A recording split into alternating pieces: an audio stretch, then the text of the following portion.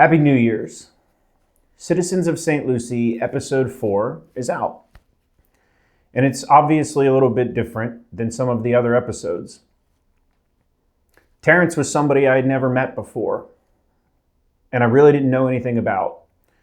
And I think what makes our area so unique is that there are so many different kinds of people to talk to. And it's one of my very favorite things to do. If you know me well, you know that I joke about being antisocial and not wanting to go out and do things. But in reality, I love talking to people. It's how I learn. And so talking to Terence was enlightening. And there was a lot more that we covered than I expected. I knew almost nothing about Terence going into our conversation. I pride myself on being able to find things about people online that I can ask them about or that we can talk about. And with Terence, that was kind of a struggle. I would say his background has a lot to do with that. He's probably made an effort to not put more information than is needed out on the web. We should probably all take a page from that book. But what I love about our area is exactly that. We can have two people who don't know anything about each other sit down and have a conversation for more than an hour. And I don't expect that a lot of you are going to watch that entire conversation. But I do hope that you pick up on these podcasts, you start to pay attention, and you get to know some of the people that are operating around you on a daily basis. I want to bring a space forward where anyone, for any reason, can come into this podcast studio and sit down and have a conversation with me and know that their voice is being heard. I'm excited to see what Terence has to offer this area. What a cool guy. And I'm glad that he's teaching that class or a number of classes at the college. Hopefully he channels his inner Dan McDevitt and throws some McDevitt-isms into his class. If you want to come in, join me, have a chat, let me know what you have to say about our area, let me know. I'd be happy to have you. I'm here in downtown Fort Pierce. Hopefully you enjoy the episode. Looking forward to 2026 with Citizens of St. Lucie. You know, this is going to be a little bit different than the first few episodes that I put out, so you'll have to bear with me. Hopefully you're in for a little bit of a kind of a challenge. So, you know, started off with Cooper, obviously lifelong relationship with that guy. I've known him forever, and I knew most of the stories that he was going to tell, or at least I had some idea of who he was talking about or what he was talking about. Right. I have none of that with you. Okay. If I'm like trying to go into my memory bank, which I have a pretty good John Carroll memory bank. Uh-huh. Did you go to John Carroll? I did. I graduated in 1997. Man, I have tried to like rack my brain and remember you. I've gone through Facebook. We have a few mutual friends, not many, so that didn't help. You're relatively hard to find information on online, although I cracked a little bit into it today. Like I've been for a few days trying to track you down. All right. So, John Carroll, you're older than Cooper? Yes, he was a couple years behind me, so I'm a couple years older than him, yeah. What was your claim to fame at JCHS? It was really, I went there for the last 2 years of high school, right? Okay. But I was a valedictorian. Oh, well, so that was kind of humble brag. Cool. Yeah, humble brag. That was one thing. And, you know, we had, it was really kind of a special year. Like I was on the tennis team, and I actually, you know, competed pretty well in tennis, but our tennis team was pretty good that year, like better than it had been in many years. And who was the coach? David Bardsley. Bardsley is who I would have guessed. Okay. Yeah, Mr. Bardsley, right. Shout out. Yep, that's right. And we you know, we didn't like win state or anything like that, right? Okay. But we I think we advanced kind of far in the various state tournament formats. That was kind of cool. Farther than John Carroll tennis teams usually went. Yeah, and then I was also part of the basketball team. I wasn't a major contributor by any means, but was one of the first years we ever made the playoffs, the regionals, since I think like the 1960s. So it was really a special year. Yeah. If I was an 11-year-old at a John Carroll basketball game, I'd remember you as a shooter, right? Most likely, yeah. That was probably the few points I scored were from beyond the arc, right? Okay. So, all right, move on beyond John Carroll. It's not a super big highlight in most people's life anymore, right? We're, what, 20, 25 years out, maybe longer than that? I think you're right. Like, if you don't want the best years of your life to be your high school years, I don't think. Right. But I had a great experience. I spent 6th grade to 10th grade at Lincoln Park Academy, all right, and then transferred to John Carroll, and I really, really enjoyed those 2 years there. It was more like a normal high school. I guess Lincoln Park never had a football team, and they still don't. Right. And I remember going to football games on a Friday night. Yeah, I remember going to football games on a Friday night, and it was, well, that was a lot of fun. That's and a everyone blast. would hang out, everyone would be at the game, and then afterwards you might go out a little bit, but it felt like an actual high school experience. I didn't even know what a pep rally was. Okay. And that was, they didn't do that at Lincoln Park or what? Not even for basketball? No, not really. No, not that I recall. But I remember I didn't get it. We did a pep rally for football. All piled into the hot gym? Yeah, because there was no air conditioning there, right? Well, I don't remember. It may not have been. I don't recall. No, there wasn't. Really? Okay. No, because there wasn't when I was there, Okay. and I was there a few years after you. Only air conditioning after we left. So, but it was funny because I guess the schedule, we're going to class and the classes were shortened or something, and I didn't understand. And they're like, "We have a pep rally today." I'm like, "What's that?" No, I want the full class. What do you mean? Yeah, I didn't know. And so at around 1:00 or something, or 1:30, everyone hightailed it to the gym, and then went out there, and the football team got introduced, and the cheerleaders. A couple of the players said a couple things.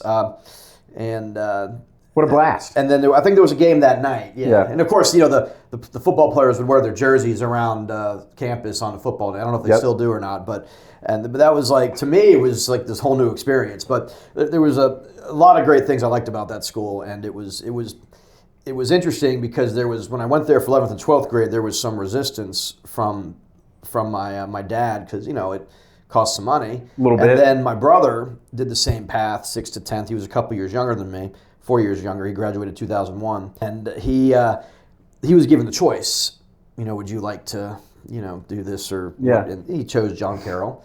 And then my sister, Courtney, several years younger, she was 6th to 10th at Lincoln Park, if I'm not mistaken. And then basically it wasn't an option.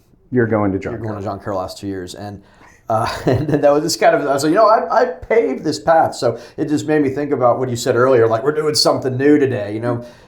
Through my career professionally, I'm usually someone that gets tapped on the shoulder to go pioneer new spaces, try new things, and sometimes you come back with a catch, sometimes you don't. Right? Go blaze this path for us, see what happens. That's right. But it just made me think about that. But yeah, that was those are a little bit of my John Carroll stories, and it was just great time, great friends, and I consider those really good years. But yeah, we don't want them to be the best years of your life, right? No, but they're fun to look back on. I think it's kind of cool, this area, you always run into somebody either who you went to high school with, went to your high school, or you can piecemeal together, like you went to Lincoln Park, this person. It's still kind of like that small area. You can way more than 7 degrees of separation. You can usually connect to somebody through the school that they went to. And look, John Carroll was a lot of fun. It was fun for me. Mm-hmm. I think most people. But all right, so John Carroll ends. Mm-hmm.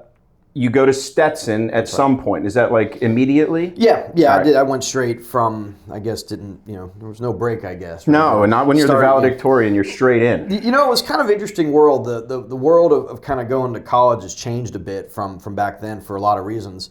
And I remember there was no summer, so graduated in May of 97, and then went off to school in August of 1997 at Stetson up in DeLand. And it was interesting because nowadays, I know at UF, you have to do a summer session. Yep. Like that's required at least once, and a lot of people do it right away. They go, they graduate high school May, and then they're on Gainesville campus in June. Just, getting to college, having fun, summer, but just to get that out of the way. I'm not sure if people are taking breaks in between these days or kind of doing things maybe in a non-traditional sense, but it wasn't really an option to kind of go like take a year off or something. Yeah, what were you going to do? Yeah, have a job? Right. You just went to school, right? So went up to Stetson up in DeLand. What was all right, so you leave John Carroll, you're going to Stetson. What was the plan? Like, what were you going to school for? And then we're obviously going to get into what came later, but I'm always interested to know, like, you had an idea leaving John Carroll, I'm going to do this. Is that the way it played out? It never, no, it isn't. And, sometimes that's always, someone told me something one time that if you want to make someone laugh, tell God your plans for the day. That's right. And that's really been something that, sometimes some things might have been difficult because I think a lot of us want things to kind of work really smoothly and without problems and without stress, but that's just not how it works, right? The gravy train. Yeah, so I think looking back, there's some certain things I might have done looking back that I might have done differently. Even like as an example, my older daughter, she went to Lincoln Park and she did like the IB program. Yep. Right, which was I think certainly I think strengthened her college applications and stuff. But man, dual enrollment's a great deal.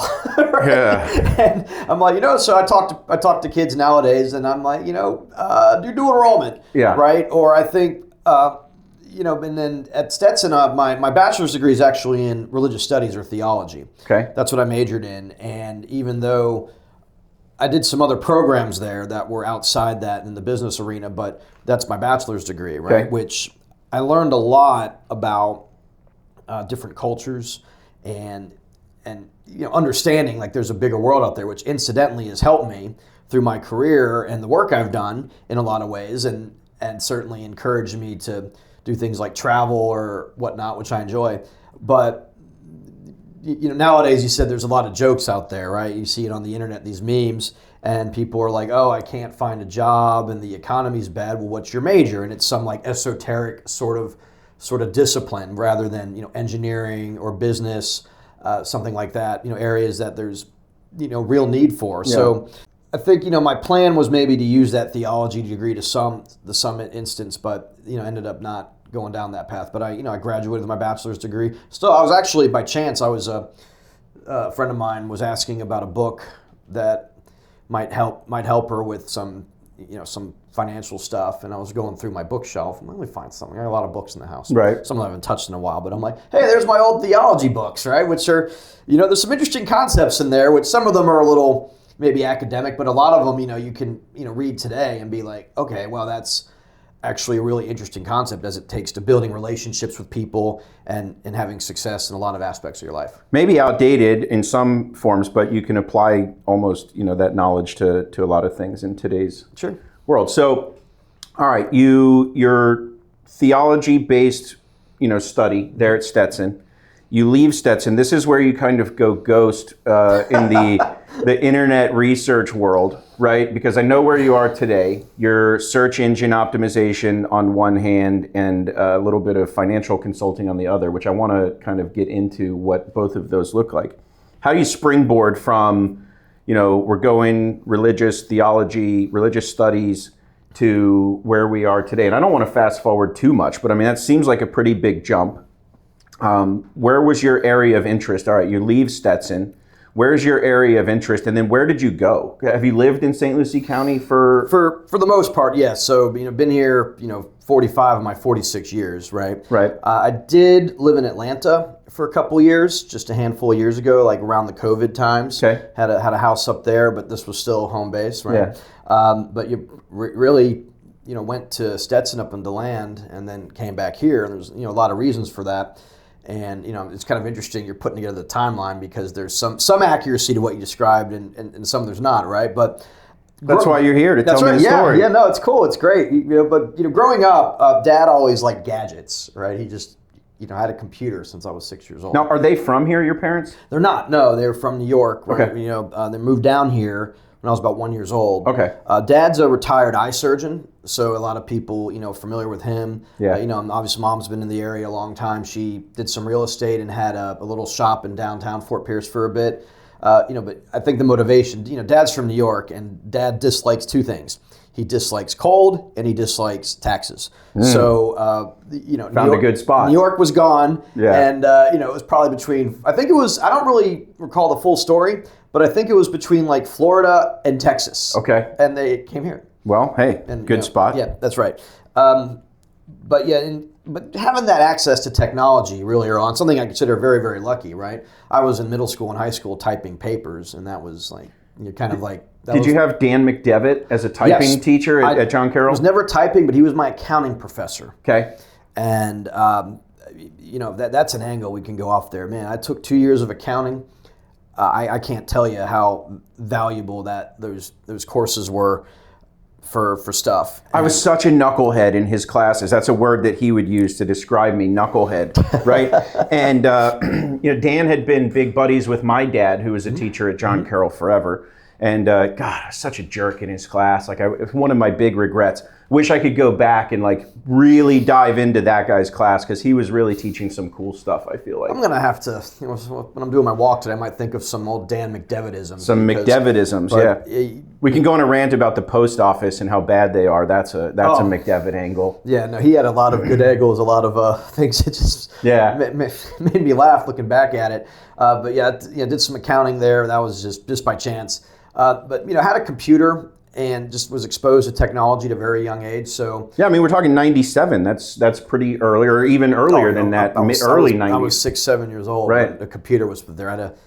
Dad had a 50 megabyte hard drive, which was like the size of this table. Right. So nowadays, 50 megabytes is like nothing. Carry way more than that in your pocket. Exponentially more data in there than in one of these big, huge 50 gigabyte or megabyte hard drives. But in college, I started I didn't really say to myself, I'm going to start a business and get into this. It kind of almost sort of inadvertently transitioned to it, but I started building websites for businesses. And it was funny because I built my own little web page at Stetson.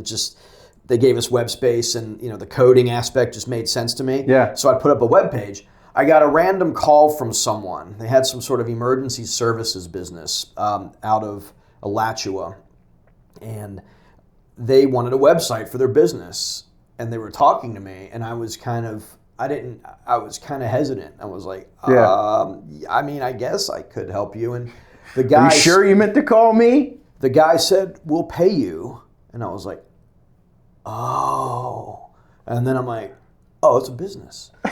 Well, it was so new. I was always a little kind of spending time in esoteric places, which has been kind of good and bad in some ways. But it was like, this is what the nerds or the weirdos do, right? They build web pages. Oh wait, it's a real thing. Yeah. But that kind of somebody wants to pay me for it. Yeah, that kind of kickstarted a business. I was exposed to business at a young age too, in different ways, and just always had an interest and acumen in that. So just maybe through good fortune and some other stuff, but I started that in college. Started building websites, and some of the clients I picked up are still clients today. Right.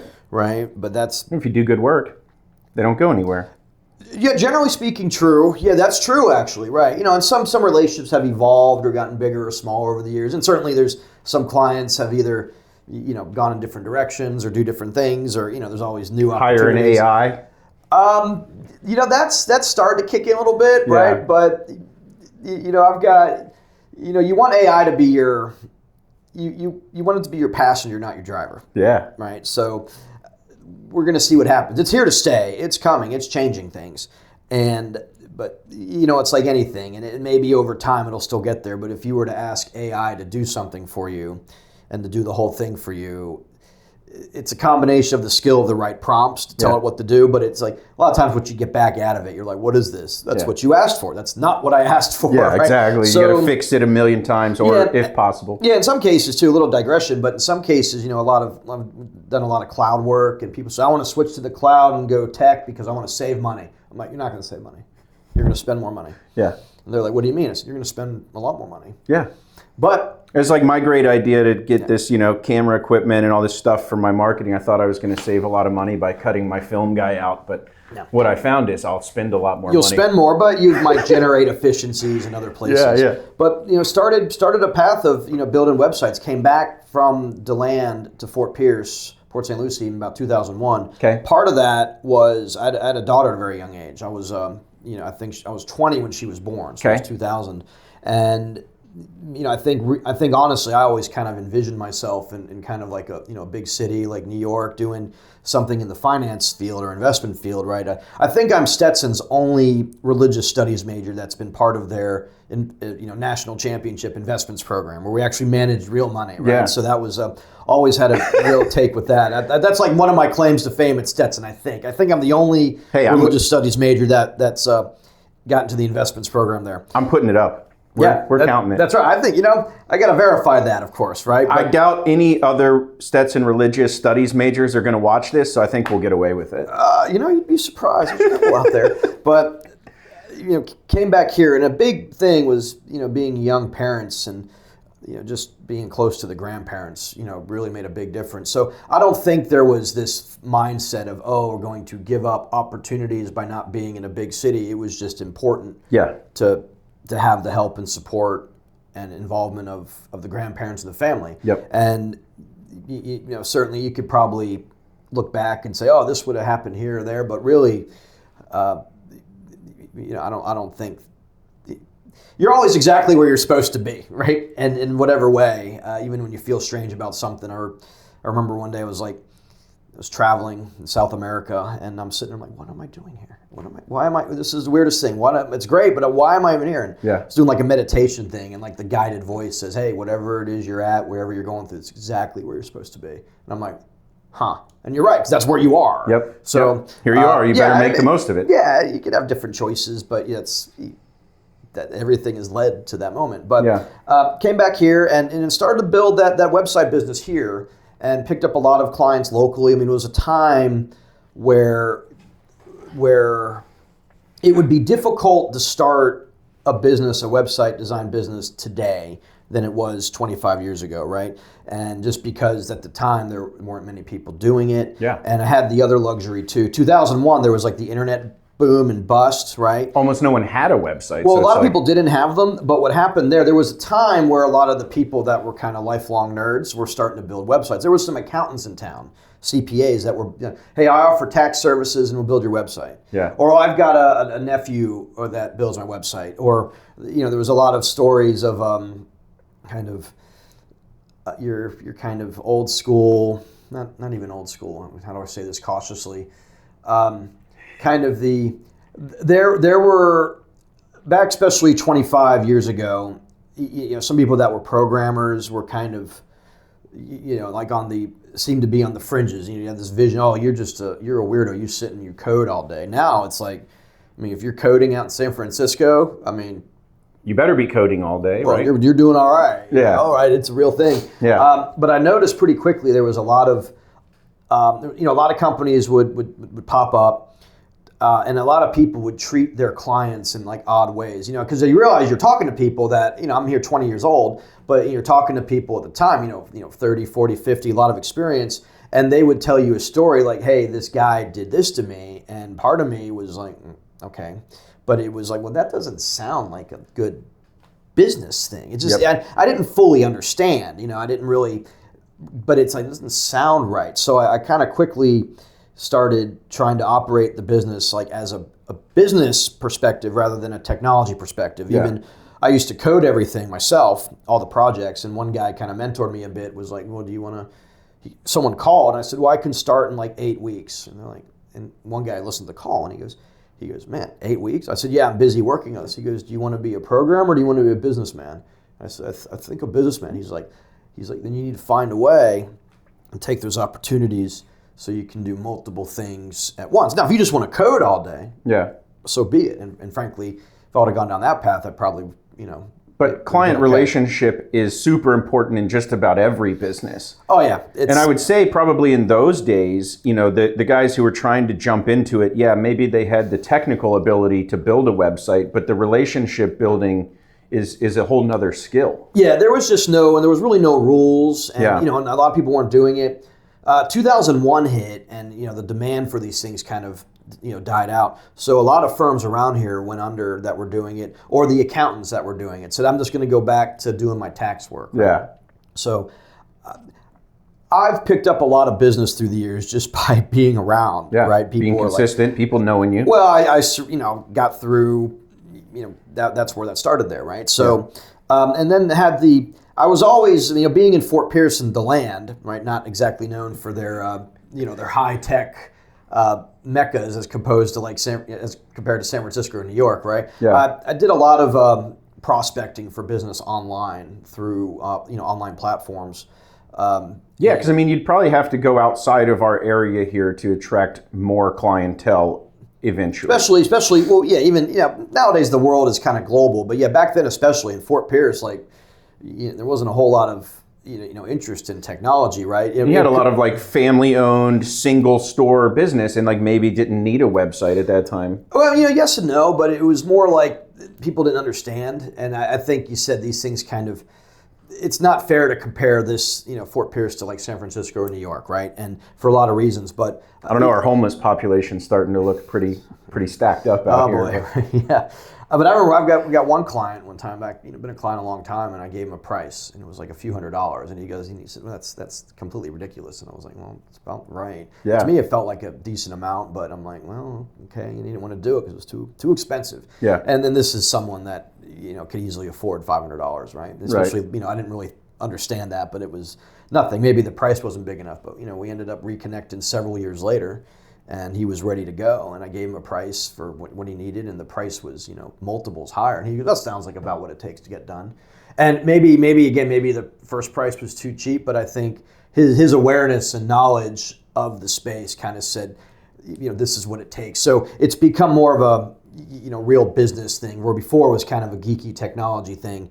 But picked up a lot of clients there, both locally and then throughout the country, even the world, just from doing prospecting online, and that made the difference, right? It would have been hard to succeed as I wanted to by strictly relying on the immediate area. Mm-hmm. And but a lot of it was just I tell kids all the time, they're starting a business and they're like, I want to go make all this money and do this, and I'm like, just survive in advance, man. That's it. You don't want to be play not to lose or be too cautious, but keep your head above water. Yeah, absolutely. And then that's what a lot of businesses don't make it, or because that's what doesn't happen. And if you're trying to go out there and make a bunch of money or something and do it fast, you're gonna get discouraged real quick. It's hard, right? It's not easy, right? So it's I should just get through the next day, man. Right. And then you're gonna, if you can survive in advance, you're gonna start getting to where you want to be, where you think you want to be. You got to learn to deal with people telling you no, and I think a lot of people struggle with that initially. People are going to tell you no when you're in business. It's just part of what happens. I get told no all the time. Yeah, but all it takes is a couple of yeses to make a big difference, right? That's it. And when you strike gold that first time, man, it's like, oh, that was nice. Yeah, and but that was the next thing that happened. This was a real interesting story. There's a group of people up in Vero Beach, really lifelong Vero residents, and they were clients, but three of them got together and were forming a startup. Okay. Right, and the vision was to kind of, make one of these, startups that blows up and sells, and eventually it happened. It didn't take the path that you thought it would, right? Of course, they never do. What we thought was going to be a 3-year thing ended up taking about 15, right? But we started a company up in Vero Beach. I was one of the very early kind of, I'm careful to say founding employees, but I was there since the beginning. Okay. And, and certainly, but it's ground floor. Yeah, maybe. yeah, right there. Yeah. And, the first year there was no money because we were out there pursuing deals. That was a business too you could not start today. Yeah. Right. And couldn't succeed like we did today because of the landscape has changed. But at that time there was this need for internet service providers on the business side they were pushing out their technology to allow people to sign up for high-speed internet. Back then, and you might even remember this, back then, if you wanted high-speed internet in this area, sometimes it was available, sometimes it's not. You'd go to the Bell South site, that's how long ago this was, the Bell South or Adelphia cable site every day to say, is service available? And here's my address. And it wasn't available yet, right? Or for businesses, they wanted more bandwidth. So we started building relationships with these companies. These companies were seeking partners to refer them business, and then you would kind of earn commissions in perpetuity. And we started off doing it on the business side. And we had some early investors, and they liked the idea of business-to-business services, residual income, and they funded the company in an angel round based on that. Through those things, we started finding opportunities with, like when we talked to like AT&T or Bell South Business, right? They said, well, would you also do like our residential stuff? Would you sell our residential things? But we can't pay you a commission. We can pay you like one-time fee, right? We're like, eh. So our CEO said, we'll take it, right? Well, we'll do it because no one's doing it. To do it, we had to do a lot of technology integration into their systems. Right? Yep. That's what became kind of valuable, was these pipelines that connected into the billing and availability systems of these big companies. Because businesses are easy probably in relation to, individual homes, because you got to go home by home, I would guess, right? Yeah, well, the idea was to use the internet. Okay. Right. The idea was to drive leads through the internet. Right. Got it. Get out of the door-to-door stuff. There was a lot of door-to-door, a lot of on the street stuff, but to provide a technology platform, either consumer or business consumer experiences to order the stuff online, to find online, and to order online. But we started doing residential stuff as well for Comcast, Verizon, AT&T, in part because like AT&T said, okay, we'll give you our business deal, but you also have to sell our residential stuff. And we didn't want to do it. Right. And our CEO said, well, we need the deal. Yeah. So we did the deals. And I remember, those would pay, the idea for those was we wouldn't have to touch anything, right? Just online order, great. I remember him coming to my office and he said, Terence, if we just get, we're focused on the business, but we can just get like 10 or 15 online orders a day for the residential stuff, we'll be killing it, right? Fast forward a handful of years, right? We got a couple hundred people in call centers, and we're doing thousands and thousands of orders a day for consumer products. Blew the 10 to 15 out of the water. Yeah, and then our CEO would be, Terence, how many orders did you yesterday online? I go, 7,400. He goes, that's not enough. Not enough. Those are rookie numbers. You got to pump those numbers up. We told me 4 years ago we'd be killing it at 15 a day, right? And we still did the business stuff, but the residential thing really took it off. So it was really a special story, right? It was based out of Vero Beach, right, which is not exactly known, again, for its startup thing. But that was also unique, too, because it was Vero Beach has a lot of retired investors, technology investors that make their, winter homes. And they kind of got excited about this. But, we grew the company like crazy. There's the Inc. 500, 5,000 list, which is like fastest growing companies. We made it 7 straight years on that list. That's a good right? I think our highest ranking was like 38th or 40 or something. But we were one of the only companies ever to make it that many years consecutively. Yeah, it's hard to show growth for that long. So I did various things there. I was always in charge of kind of finding new products. I was exploring new things. A lot of stuff I worked on there didn't work, but some things worked, and they worked very well. But I had kind of a background with the technology and the customer experience and whatnot. And then that company sold in 2019. Okay. Right. And so right before COVID, probably good. Well, yeah, actually, believe it or not, it was kind of an interesting deal. It ended up working out, interestingly enough, for the buyer in probably a way they didn't think it would. But I wasn't around the deal being closed. I left that company in 2014, but the CEO at the time kind of said, "Hey, man, we got to get this done." Yeah. But if it would have waited another month, there's no way it would have happened. Right.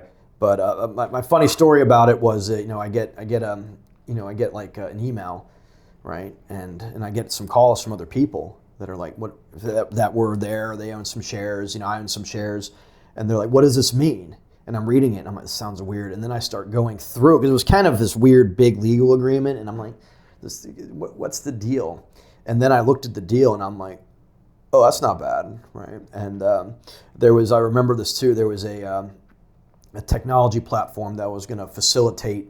The deal was done. It wasn't like up for discussion. It was done at the stage. And a couple people worried about, are we getting screwed on this? I'm like, well, let me look. I didn't even hear about it. What's going on? And then I saw it, and I'm like, that's not bad. It's not what we set out to do, but it most companies never sell. A lot of people say, I'm going to do a startup, I'm going to raise money, I'm going to sell it. That's the goal. It's exorbitantly rare. Right. It sounds like it happens all the time. It's exorbitantly rare. And a lot of times when there is a sale, it's not profitable for the shareholders. It's kind of like, we got to just end this thing. And here's your distribution of $3. Yeah, no, that. No, I mean, it happens all the time, right? So, and it's sometimes the company's like, it's worth something, we just got to get rid of it, we got to stop burning, and or hey, we'll buy you, but we just want to hire you. Yeah. So we're going to give you some money, but it's not really a lot, but we're just going to hire you at a good job at this bigger company. Okay. Yeah. So it worked out pretty well. I always like this story. There was a firm handling the transaction process, right? Like the distribution of the funds, and you had to give them, it was like a pretty cool platform actually that facilitated this for a lot of these big acquisitions. And so I kind of was doing the stuff, and I was going down to meet some friends at the Hard Rock Casino that night, just hanging out. Actually, you probably know some of them, right, from John Carroll days. Yep. But I remember they were hanging out at the Hard Rock, having a good time, and it's around midnight, and I get a ding on my phone. And what was that? And so I'm at the Hard Rock when the transfer was done. I'm like, guys, I gotta go before something bad happens. Make some bad decisions right? here, guys. So that was funny, but that was a great story. Myself from the temptation. Yeah, but that was something too, like just being a part of that. I mean, if I could do that again, sometimes you don't get to do it again. Yeah. But is that the goal? Do you want to go through that process again? I would love to. Yeah. You just got to find the right thing. I've tried a few times, and it's really hard to get all the pieces to come together. Do you feel like in today's environment, the time frames have shortened substantially? You talk about, having to project out maybe this thing that doesn't exist now, but it's going to in 5 or 10 years. I think that's maybe been the time frame. Do you feel like those time frames are shrinking where we have to talk about things that don't exist now, but maybe they will in 6 months, a year, 18 months? Like that's a different time frame than we're maybe used to. You got a variety of things. Like, work cycles are shortening, right? You just use AI, right? And an email used to take you 30 minutes to write. AI can write it in 5 seconds. Yeah. And then you review it for 2 minutes, and you're like, okay, I'd save myself 30 minutes. That speeds up the flow of work and progress towards things. So yes, work cycles are shortening. Where something that used to take 10 years might only take 5 or 3. Yeah. Other things are happening too is people have gotten smarter out there. I mean, it used to be to find like investments or opportunities. There wasn't the internet to go research it. You'd have to kind of do crazy sorts of research. You didn't have these formulas. Now, the moment a company looks like they might be in an industry that's coming to life, the stock's going to start rising in anticipation of that. And that's great if you own it, but it's like, hey, man, the time's now. So speeds your time. And some things always catch you off guard, right? And there's always surprises along the way, right? So like as an example, the satellite company, I didn't see this coming, and they've been ahead of schedule, at least what I thought it might be, which has been good, but it's also like, I kind of wish it took a little longer to get me. But then the concept of the Golden Dome came out, right? Yep. And they're going to be a big player in that. But that was not on the cards several years ago. There was no Golden Dome. You got to adapt. Yeah, but that was like a new sort of catalyst that came out that a lot of companies benefited from. But that was not part of the plan. Right. But obviously, it's like, oh, wow, we need this, right? I remember when Donald Trump came out with Space Force in his first term. People kind of like had the Spaceballs joke and the Star Trek joke. And what the heck is that guy talking about? You look now and it's starting to make sense. Yeah. And I think, I'm not giving him credit necessarily, but... Probably we're 20 years too late to that. Maybe so, yeah, absolutely. Yeah, there's challenges out there now in that space, but that was kind of a thing where it seemed crazy at the time, but now here it is today, right? Yeah. That it's like, oh, I'm glad we're patrolling the skies. The universe, yeah. Yeah, there's stuff out there, and and people want to have business advantages, but I was part of when I lived in Atlanta, I went to this, I was part of this group, Atlanta Council of International Relations, where I got a chance to listen to diplomats and foreign policy experts like talk about stuff, and you kind of get exposed to like the military stuff happening out there that you think you think the world's safe, like USA at the top. If someone could take our spot, number one, they wouldn't heartbeat. Yeah. And he kind of said too, people sometimes come down on defense spending. Right. I don't want to get too politicized on this, but he's like, it's history 101. You need to support the military. He's like, anyone who says we don't need a military has not read a history book. Right. Throughout history, going back to the beginning of time, you need to keep that. The power players have one thing in common. And that's part of the deal. And so I learned a lot about lessons that way, but you kind of see there's a bigger world out there, right? Where like the USA patrols the shipping lanes in the Pacific, and it's like, well, don't we just want to ship our stuff and everyone makes the money and get the widgets they ordered? Well, that's the way it is for. But USA says we'll patrol, we'll keep it safe. But China says we want to do it. No. No, we got you. Well, why do you get to do it? Because we're the best. Well, no, you're not.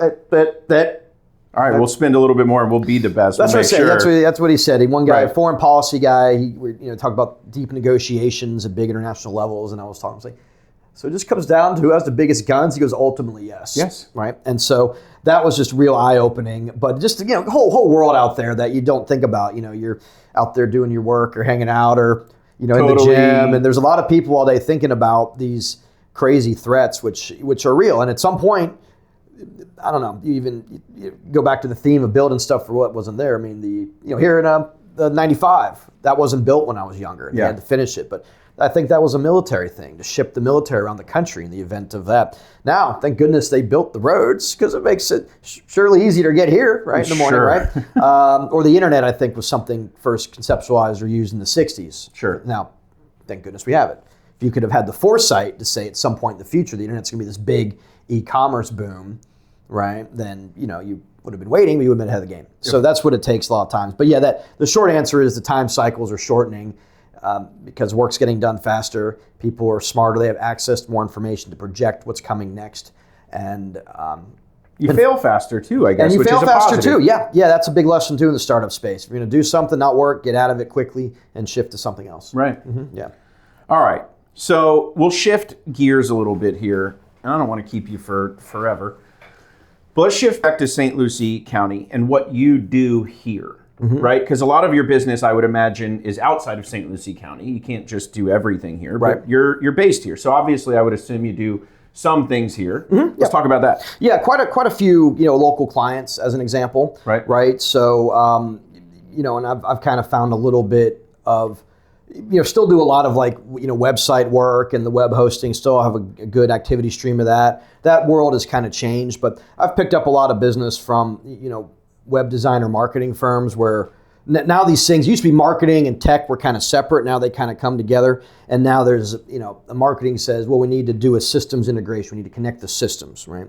And they say, well, Terence can do it, right? So that's been one of my kind of things. Kind of solving business problems with technology, right? There's a company in town that has to import parts in, okay, and for each part they have to build their thing. For each part, they have to have a certificate of authenticity to kind of verify this thing, the chain of the supply chain, to make sure it's good and made of certain stuff. It didn't come from where it's not supposed to. And they get a piece of paper for each one. They order 10,000 widgets, they get 10,000 pieces of paper, right? And their supplier says, we can send them to you electronically. And they're like, you can't just email them to us because we have to index them and store them. So they came to me and said, what can we do? Right. And so we talked about it. And so now through talking about it and what they needed on their end to organize and manage it and stay compliant, now when the supplier places an order, they log into a portal, put in some verification stuff, and then upload the documents. And then those documents get transmitted into the systems of the manufacturing company buying these things.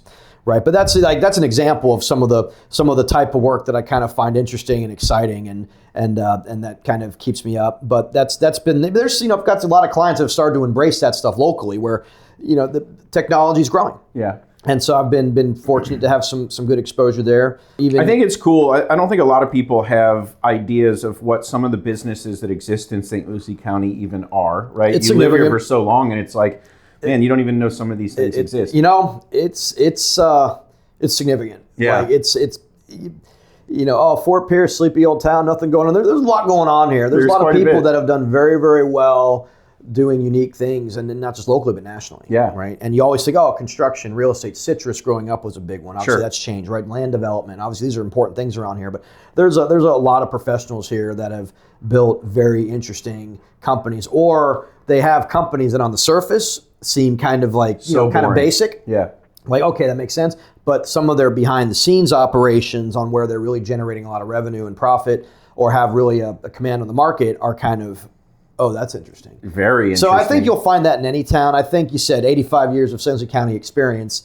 The area's grown, but it's never been Miami. People always said we don't want to be here, right? I mean, but there's reasons to be here. Yeah. And it's changing. And I think you can even relate if you remember, like IRSC was IRCC, right? IRCC. When I went there, that used to be a place of exile. Nobody wanted to go. Right. It was like that was like, oh well, you didn't get into anywhere else. I guess you're staying here, going to IRCC. That school is tremendous. These days, and the investments they've made. I mean, that's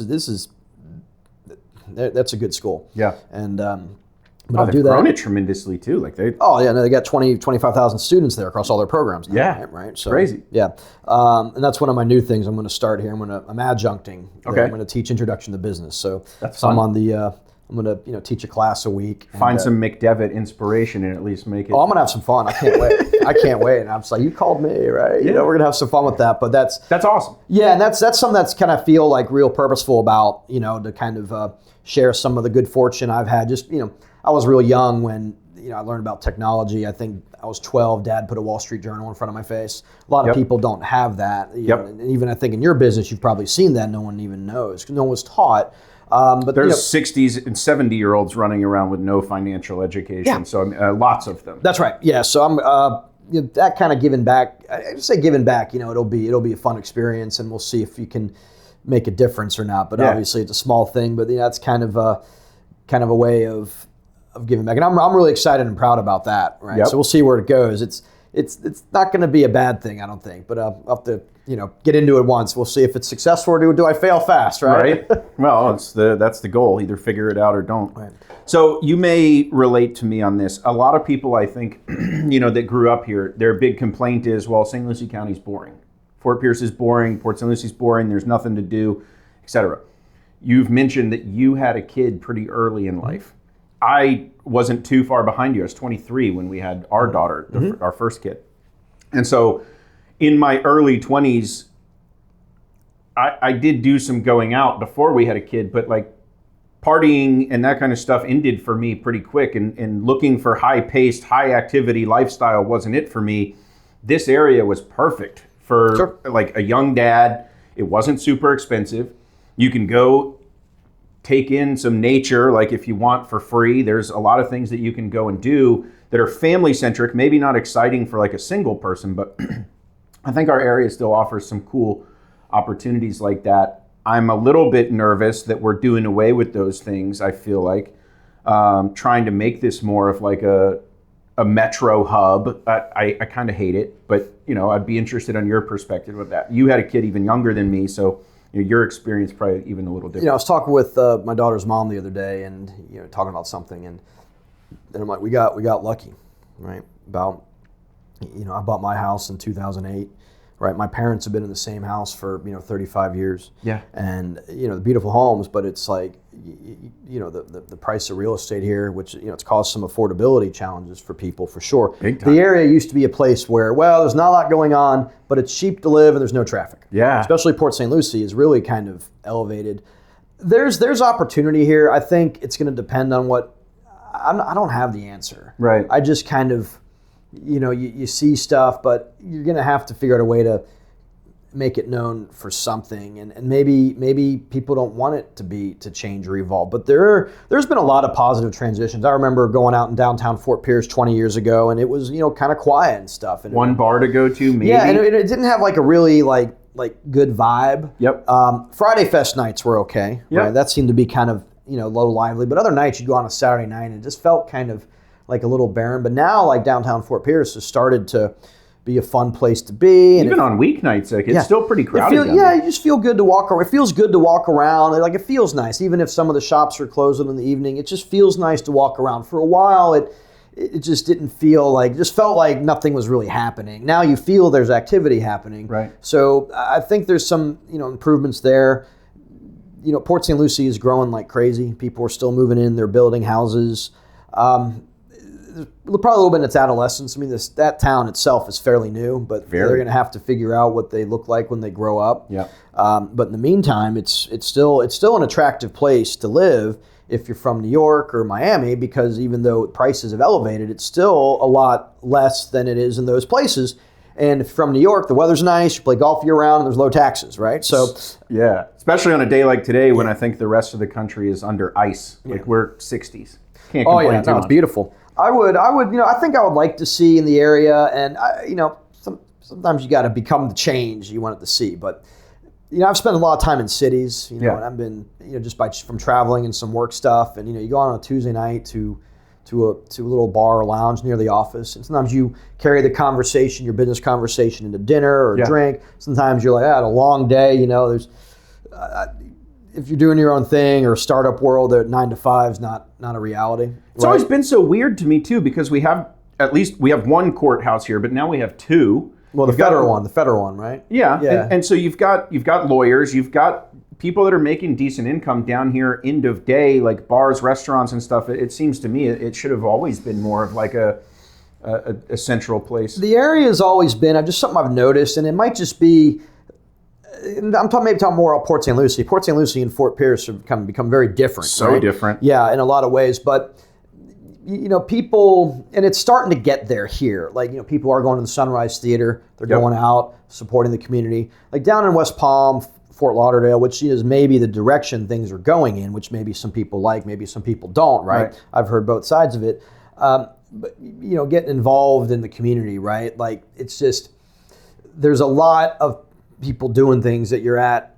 There's certain events in Miami that you just go to, certain fundraisers, that's, certain charitable events. Food festivals and like those things that are on the calendar each and every year. And I think here, you've got, I don't know, pretty good at upsetting people. If you kind of look further, I've written some things through the years that I've upset some people with pretty I'm not afraid of doing that here, so let's let it rip. Oh yeah, I got a funny one for a second. I didn't get the credit for it I deserved, but it's around. But you have Port St. Lucie, a lot of retirees. I think even Fort Pierce, you have a lot of that. And so that's a little sort of different sort of animal. If you're retired and you're with someone, you're involved with your grandkids. You go out with your partner. Maybe you're spending time. These communities become great places to hang out. There's some of these communities they built. They've got beautiful facilities. There's no reason to leave. You got a gym, you got your yoga class, you got a poker night, you got a pool, you got a couple restaurants. I was out at Astor Creek recently. Oh, I don't know if you've been out there. Yeah, beautiful. The clubhouse they built out there is insane. There's no reason to leave the neighborhood. No. You got a brand new home. Yep. Brand new home, right? Maybe a builder mortgage bought down, right? There's no reason to buy an existing house in Port St. Lucie or. No, you can get a brand new one. Get a brand new one with a better rate with the mortgage buy down. Yep. I think the builders are still doing that. Was genius. Yeah. So it's, I tell that all the time, man. I'm thinking about buying a house in your neighborhood, and I'm like, no, why would you just not buy a brand new house? You can customize as you want. Yep. Right, and get a builder more. If you really want to live there, then knock yourself out. But you could just get a new one. And you can go to a brand new neighborhood with great clubhouse and brand new facilities. But there's a lot of times not a reason to leave the thing. You go to work, kids go to school. You got a brand new home with a nice kitchen. You make dinner there. Publix is in your neighborhood. You just run to Publix real quick. Grab stuff there, and then terms of that, go to the pool. Yeah. It's not that people don't want to go out, don't find that, but there's a lot Port of St. Lucie though. There's no central place to go. You can't do all those things. There is, and they're starting to a few places are starting to come there. Like Tradition has become a little bit of that. I know it's too many people. Yeah, parking's one way tough. in, one way out. No Parking's tough. Traffic's got I live out there. Traffic's been a little tough, but they have like that little central area. But you're right. Port St. Lucie doesn't have a downtown. I think it was a Jeopardy question. Really? Like, what's the highest population without a central downtown area? Yeah, that makes sense. It's a huge population. It was designed without one. Yeah. Right. And because it's like different pieces were developed at different times. Well, it's St. Lucie West and. Yeah, it was supposed to be a bedroom community. That was the original vision. The other day with the soccer team coming into Port St. Lucie, which kind of came out of nowhere. Yeah. I've got different opinions on it, but it'd be cool. If it's being a good thing, it'd be a good thing. But I could see where it could go south.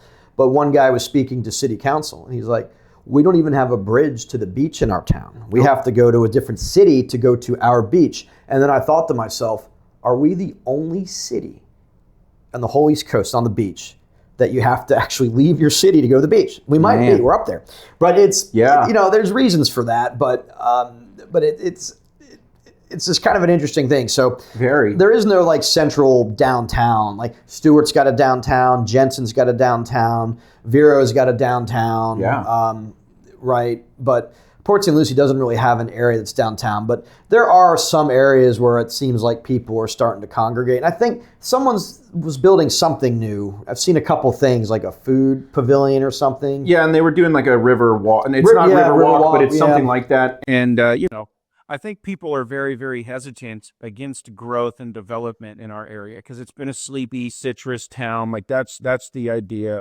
I think people who are trying to hold on to that are just they're so lost. Well, I've heard some people have left, right? And they've left because prices for insurance and taxes have gone through the roof. Understand. And they're like, I'm kind of done with that, especially as people get older, if they're in fixed incomes or, or if they liked it being more quiet.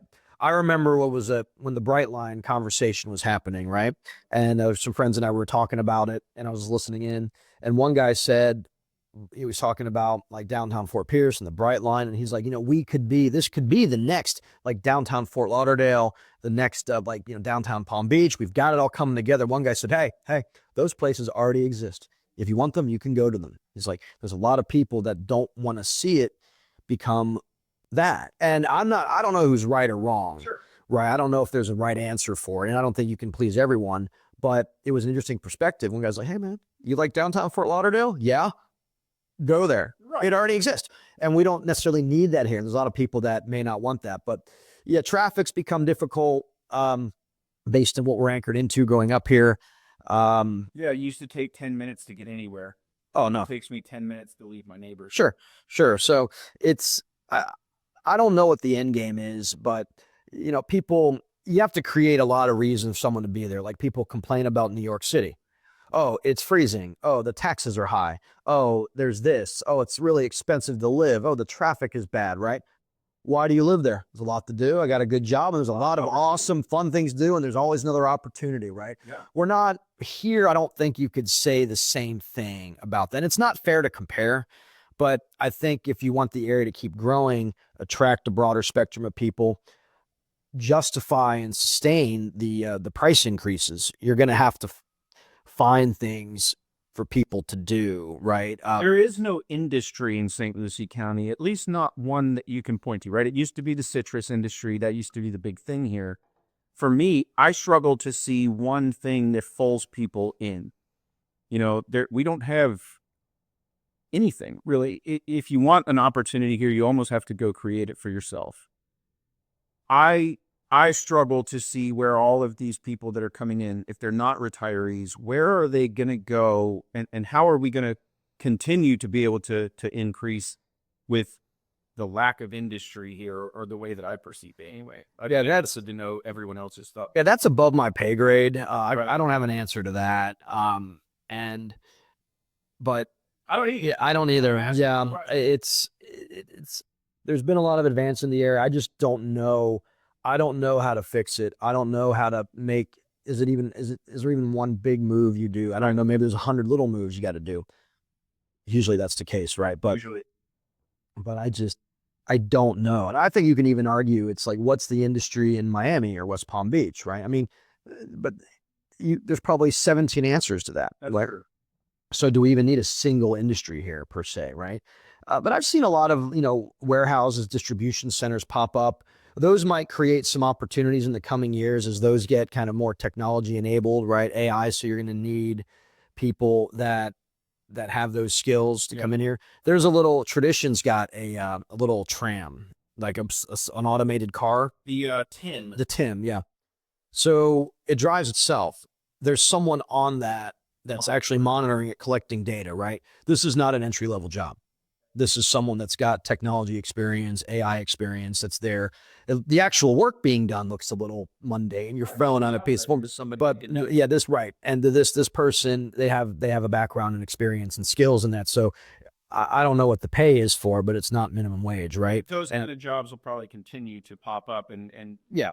So you might understand it. Well, yeah. Well, there's always going to be exceptions, but the warehouses are like the Walmart's a technology company.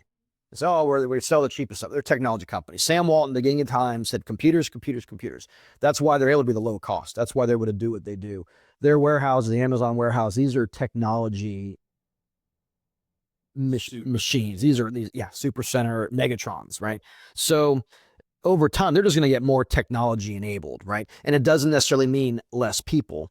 It could, but it means people doing different things. That's right. And rather than someone picking and packing, which, putting something in a box, which is arguably maybe a lower paying job, right? A job that probably doesn't get people to where they want to be or need to be, right? But if that sort of personnel gets replaced by some sort of AI prompt or systems automation engineer or cybersecurity expert, right? Now we're talking of potentially bigger salaries, bigger pay, expertise, more of these soft white collar jobs, which that might start to build up. It's probably going to take another generation to see what happens here, right? So Yeah, I sometimes it's exciting. It is exciting to watch, and I'm kind of sometimes like, why am I here? But where else do I go, right?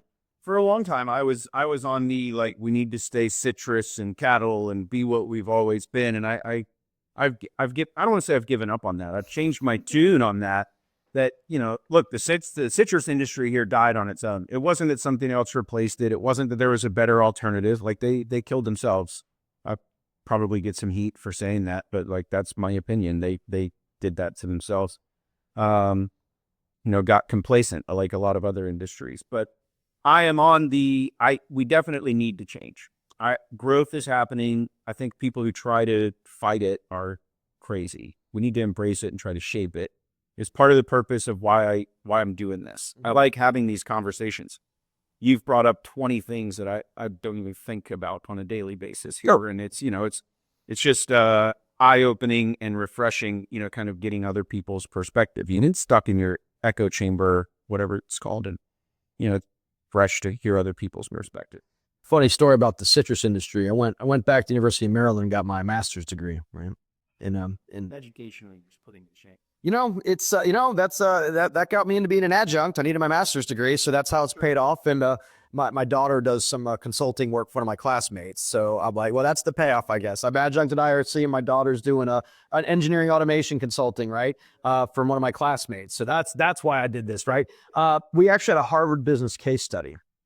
And they have these case studies that they publish, which are really great learning tools. They talk about a business problem situation. One of them was on the citrus industry in Fort Pierce. Okay. I couldn't believe it. They talked about the port. They talked about the Tropicana plant, right? Yeah. And I would kind of make, because they had names in there. These people, like, I know all these people. I went to school with these people. I've been to these. And our professor was like, well, this is a bad industry because this is happening. And I said, I know these guys, and I was just on their fishing boat. I said, I think they're doing all right. But, you know, the point was they talked about the history of the industry, even when I think at one point a ship showed up here in Fort Pierce with orange juice from Brazil. And that's kind of what they didn't act on that. They always knew Brazil was a threat to be the juice replacement, but they said, well, they can't ship enough of it and keep it clean for the long trip to get here where it's going to cause any problems, until one day and a ship showed up in the port. They're like, what is that thing? Why are you pumping orange juice out of it? They didn't know what it was. So that the Brazilians designed a ship specifically for that. And that was kind of the beginning of the end of the juice thing. And then, you know, obviously just other stuff too. I don't even know what they do at Tropicana here anymore. I'm not sure either, to be honest with you.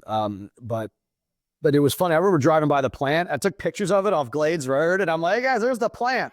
And I'm like, here it is. I'm like taking a picture in front of it, and everyone was like, I'm like, wait, where's my round of applause for this? Right? No one cared, right? No, that was. But showed him a picture there. Yeah. But yeah, they kind of. But it was interesting. They talked about the cycle, and it was really, and they were spot on about, you know, some of the challenges the industry faced here. And I guess, you know, a lot of the families, I think maybe some haven't done well. I can't speak, but some have, but some of them own the land. So that was maybe the exit strategy, right? The land became very valuable. We're 20 years out of them using the port for really anything meaningful. I mean, they've obviously turned it into the director, you know, Yeah, the yacht thing. Mm-hmm. But I mean, they sold half of the port to Bile Brothers Crane Company. But yeah, we don't even use it for. Yeah, so it just import purposes anymore. I just thought it was cool having like the business case study. I know these, and I'm like, I know a thing or two about this. I'm an expert, right? You know, but you know, people, yeah, there's still a few groves around here. I think that are still doing all right, but yeah, it's a fraction of what it used to be. And grew up in one. And yeah,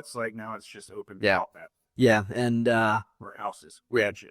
You go back. It was interesting. I read an article the other day about high-end steakhouses and talked about beef consumption. And I guess a couple things are going on there. One, obviously, grocery stores are now carrying higher cuts of meat, so it's harder to get the steak into a really upscale steakhouse where the prices are elevating. Yep. But apparently, the cattle population in this country is on the decline. Like that was a new kind of finding for me. Yeah. And it's like, oh, but they're just there's not as much as there used to be. Not as much, and a lot more importing, just the same as, same as the citrus business a little bit. It's like, well, they're not able to make the same quality of U.S. beef. Well, guess what? They're going to figure it out eventually, and then they'll figure out how to get it here. Yeah. But we'll see where the area goes. I hate to say that because it sounds like, what do you do about how do you become the change you want to be? How do you if you want it to be better, how do you make it better for yourself? I don't know. That's what I'm kind of in pursuit of here. I'm interested to know like what everybody else's perspective is, because I have mine, but that's not always the right one. Yeah, I don't know what the answer is, and there may not be one universal answer, but I don't know. I found there's a lot of cool things to do around here. I mean, I like traveling, and I'll go down to the horse track at Gulfstream periodically, or I'll go down to Palm Beach and stuff. But there's just some good restaurants in Fort Pierce. Port St. Lucie's got some cool places. It just depends on what you like, but there's I think if you say there's nothing here, that's not accurate, right? We still have some of the greatest nature scenes you can find. Oh yeah, I saw the sunset the other night, and it was like, man, I've seen this 5 million times in my life, but it never gets old.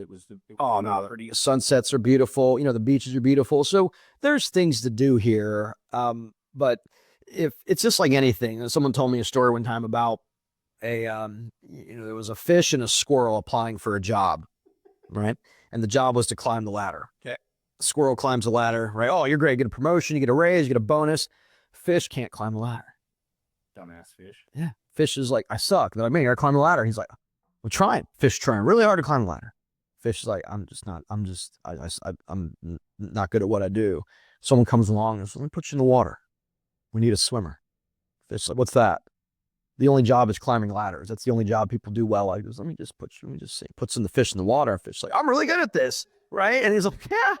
So I think that, I think just on an individual level, I'm kind of big on, how do you make things better for yourself, for your family, but if you say, well, I want to, if you want a certain lifestyle, then you might need to relocate. You might need to go where that's at. Yeah. You might need to fish in a different pond. If you say, well, I like restaurants, there's cool restaurants around here. They're starting to get some, cooler bars here that are a little maybe nicer. If you say whatever it is, then you go look for it. If not, maybe you can create it. Like, I mean, some people say, I'm kind of retired now from it, but I was involved in a nonprofit in this area for many years. Worked a lot with, abused, abandoned, neglected children. And now there's been some shift to sex trafficking. This is a pretty big, important area for it. And in ways that I knew was a problem, and now it's like, whoa.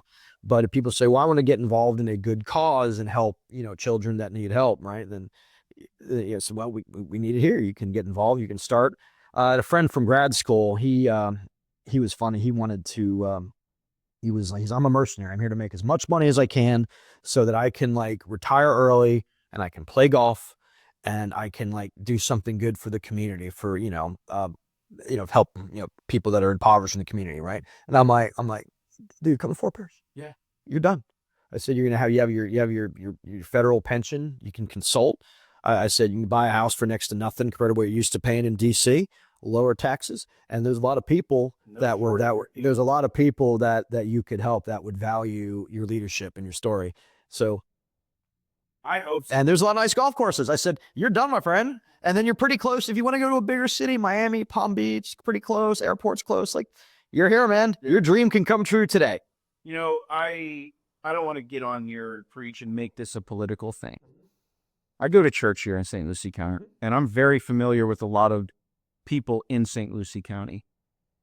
It's amazing to me the amount of people who are willing to either close their eyes or look the other way when they drive through downtown and they see the homeless problem, or they drive anywhere in our community and they see the impoverished problem. Like, you guys have the ability to make an impact in your community, but you're always so focused in these far-reaching mission projects and all these things that you want to go out and do. And it's like, man, look in your backyard, just open your eyes for a second, go downtown and talk to a homeless person for 10 minutes and make a difference in their life.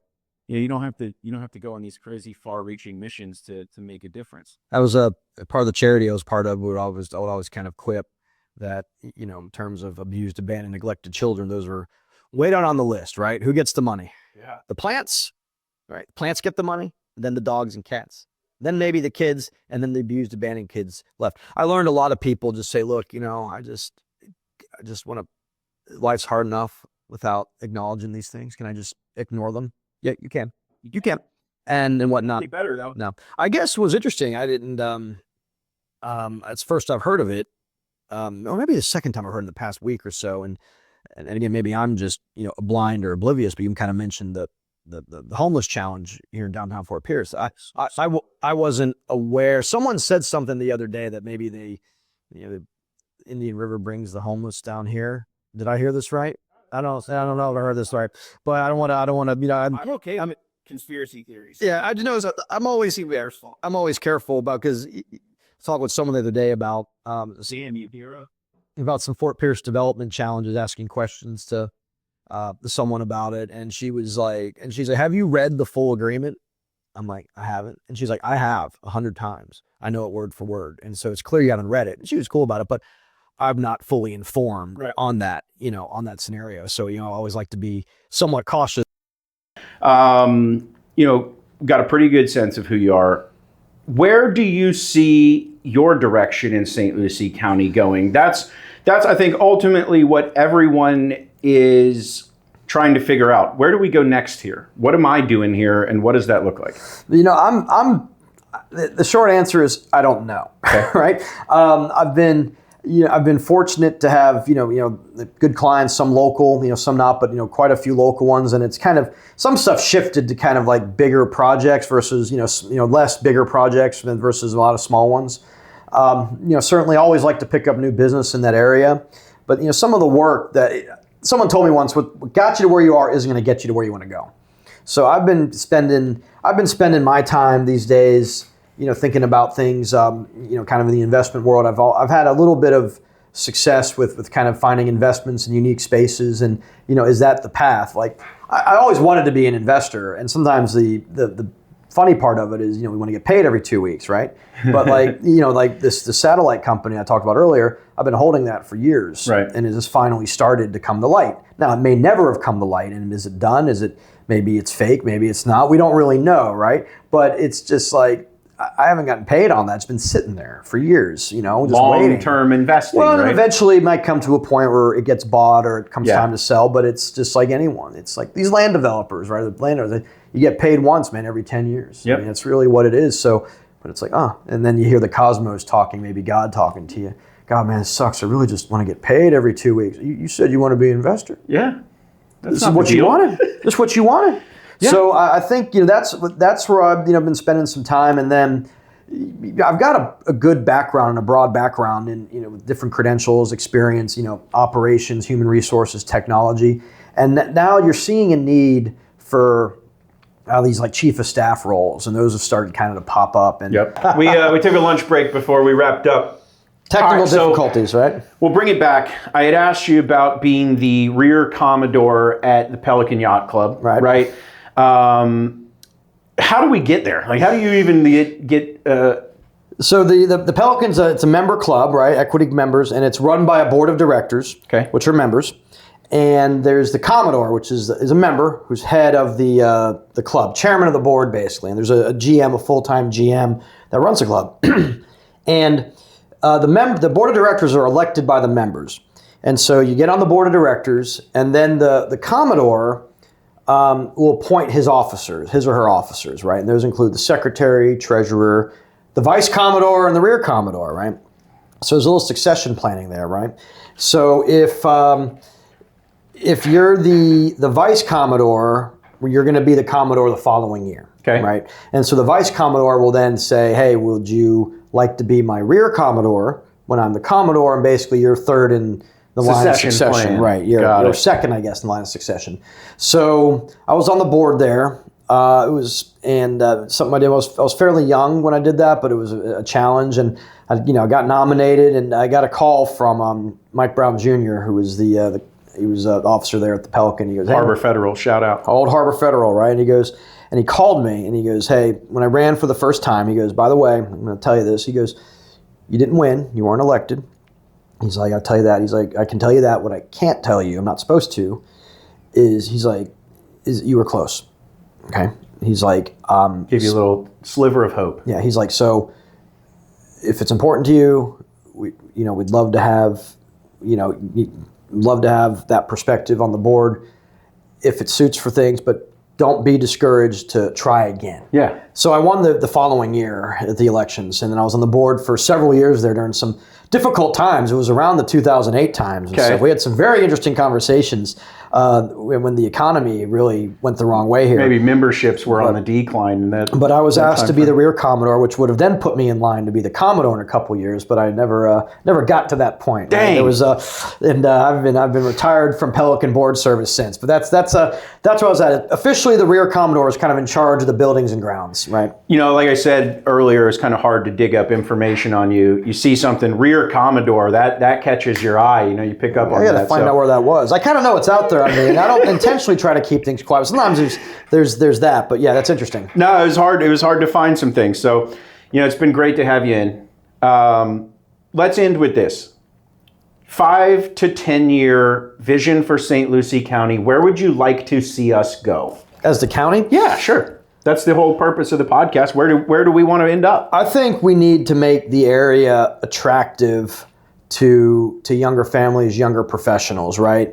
And we need the right types of jobs and things around that, because what you've seen it now, and you're kind of in finance, you've seen we're on the verge of like the largest wealth transfer ever imaginable from these baby boomers, right? You see it in Vero Beach sometimes. You know, someone passes away and the kids live somewhere else and they don't want the house, so they auction it off. It's like, that's Vero, we're good up in the city, wherever they are. You know, we're going to have that here. Eventually, that retiree base, demographically is going to taper off in terms of the numbers available. Yep. And so that's going to dry up a lot of the demand that's been coming into the area. So then you might end up with all these homes that if people pass away, you have the kids, I'm just going to sell it. You know, I don't really want to visit. I don't really want to rent it out. I think I'll sell it, right? And then that might be, but who's going to move here, right? And so eventually maybe the prices come down enough where you're like, okay, it's so cheap, I have to go there. Yeah. But we're going to have to, as a county, we're going to have to kind of figure out our identity if that's the path we want to go down. But I don't know how to do it per se. Right. I think Port St. Lucie probably has a bigger challenge than Fort Pierce. Port St. Lucie's grown so much. And they're so different. They're so different. Fort Pierce has grown, but it's really been kind of the same. Like, it hasn't seen the population increase and explosion that Port St. Lucie has. Yeah. And so I think, you know, Port St. Lucie has the town's been around a lot longer. You know, I think goes back, 100, 150 years at least. So there's a lot more of that built-in sort of base there for the community. Port St. Lucie back in the 60s or 70s had like 1,000 people or something like that. Yeah. So I think, but obviously it's a big driver of Central County, right, because of the population. So I think just more professional cultural opportunities that would then make it an attractive place for a wider audience to maybe move here. I run into a lot of people that have moved here in kind of interesting circumstance. Sometimes a parent has passed away and they come here, they leave the city to be close to the family, and sometimes it feels like they're kind of like a little resentful of it. Like, they love being with their family, but they're kind of like, why am I here? Man, it's boring here. I have nothing to do. Why am I here? I left the city to come to this, but they want to be near family. I've run into younger couples that the grandparents, they had kids, but the grandparents, their parents, were like, come to Port St. Lucie. And they're like, no, Mom, Dad, we don't want to be there. We'll come visit. We're going to buy your house. Yeah. We're going to give you money to buy the house. We're going to give you a big down payment. We're going to buy the house. You can have our old house, whatever you want. The only requirement is that we get to hang out with the grandkids Friday night, and you and your wife or husband, you go out, you guys have a date. Man, sounds like a pretty terrible deal. That's what they're saying. They're like, wait, okay, wait, all right. So we can live in our city, which we like, or we can have free house and free babysitting, and maybe it'll be okay there. And once a week date night, like, come on. Maybe there's something I like there. Yeah, St. Lucie County's not so bad. I've seen a lot of that, but I think it needs to become more generally appealing. People ask, why am I here? I'm from here. Yeah. I mean, I haven't left. And we've had the area's been good to me. It's been good to our family. And it's like, I have an excuse. What's yours, right? But I wonder that all the time. Like, I love it here. My family's from here. Why the heck are you people? What do you guys see here? But they're bringing the people, and I don't know to what extent government is responsible to like make those things happen. They have to provide the roads and the infrastructure, but I would like for it to be 0%. But I mean, that's it's different discussion. I'm probably more leaning toward your side, but I don't think it's the government's responsibility necessarily to create the world or the city that people want to live in. I think that's not really the best path. And when you go to Palm Beach, when you go to Miami, when you go to New York, and again, I'm not saying we need to be like those cities. Yes, the government plays a big role, right? Obviously, in a lot of ways. Yeah. But people are stepping up, starting organizations, hosting events, going to shows, going out supporting the businesses, getting involved in charities, community service. They're doing these things, and it's on the people there. And I think maybe the challenge here is I don't know if the government can encourage that. I'm not sure how, if it's even their place. But a lot of people are retired here, and they've worked hard, and they just say, look, I've worked hard. I just want to relax. I want to play some golf. I guess pickleball's picked up. And so, but then they're like, I don't want to go out and get behind a cause, or I just don't. I want to put my energy somewhere else. One gentleman I knew, he was the president of the charity that I was on before I was the president, but he loved the cause and he was really behind it. But then he actually moved back to Wisconsin full time. And he's like, I just want to be near my family and play golf. And he had a little health scare, and he's like, I don't have a lot of time left. So he left being involved in a very charitable good cause because he just wanted to spend time with his family, which is a good thing. Yeah. But that doesn't create necessarily fun things to do. So right, the retirement lifestyle doesn't necessarily translate to younger families having things to do and bringing people in here. So I think maybe what people can do and maybe what the government can do is really to highlight more of the history, the interesting stories, and maybe to kind of get behind that. It would be interesting to study what like Delray Beach did as an example. I used that. I don't know if you caught that in one of the podcasts you said you listened to. I did. It's one of my favorite cities here in South Florida. And I hate South Florida. But man, Delray Beach is cool because they do keep it local. That's what I like. There's not a lot of chain businesses and restaurants and shops. When you go walk down Atlantic Avenue, it's all local people that are like driving community-centric ideas. Well, it used to be a very kind of quaint art town a little bit. I remember visiting it sometimes. And then a couple years ago, or a handful of years ago, I went and visited or stopped by, and I'm like, what happened here? Yeah. Jupiter has grown quite a bit. Jupiter used to be kind of a sleepy beach town. It's gotten very fancy, very upscale there. There's a couple really nice restaurants people really like going to, congregating at. Yep. And I don't know if the government has done that or what they've done to encourage that. Obviously, Delray and Jupiter are closer to Palm Beach and Miami, and Jupiter area. You have the FP&L's down there, Next Era's down there, so that's been a behemoth, but. I don't know how much government has to do it, but I don't know if there's a way to encourage people to say, start an event, put something together, open up a new coffee shop. It's hard to do because you don't want people to lose their life savings over trying to solve this bigger community problem. But that's what you need. But we've got the pieces. The weather's beautiful. We're by the beach. The beaches are beautiful. There's no state income tax. I mean, some people argue the taxes here are, property taxes are a little higher on the millage rate and stuff like that. The end of this conversation with Terrence got cut off. Learning to do the podcast thing comes with a little bit of trials and tribulations. And we've learned now we need another battery and we need better microphones. So maybe in 2026, that's what we'll add to the list. We'll have to bring Terrence in for part number 2 with him and get the rest of what he has to say. I think there's a lot of it that we didn't uncover, and I think we were just getting into the good stuff about what we can do here in St. Lucie County and the changes we want to see. Tune in for more. We'll fix the technical problems. We appreciate you being here and watching along.